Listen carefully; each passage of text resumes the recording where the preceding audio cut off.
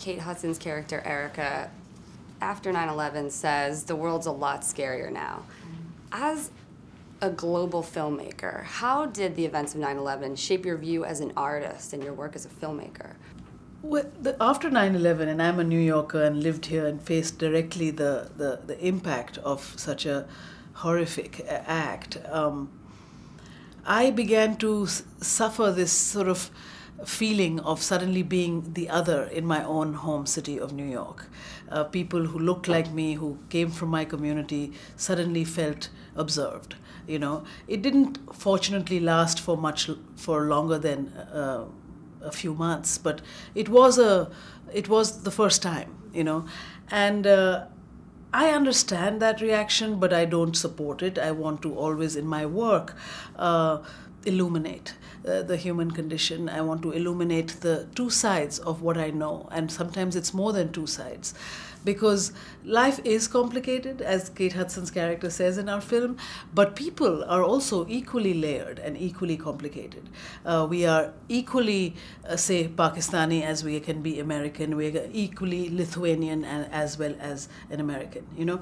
So that is something that I feel even more committed to exploring in my work, because in this decade post 9/11, in a lot of the popular media and in the movies, they attempt to have a conversation with the other side of the world, but it's always just a monologue. And I feel in the Reluctant Fundamentalist, I'm trying to create a dialogue. You've said that Pakistan has a culture that's been absent to the rest of the world. How did you work specifically in this film to change that view? Well, what we only read about the Pakistan we read about is just drones and assassinations and beheadings and hijackings. We have no idea, for instance, that Lahore is like the Venice of the East. It's like unbelievable modern and ancient music, painting, fashion. I mean, the whole cornucopia is there as well.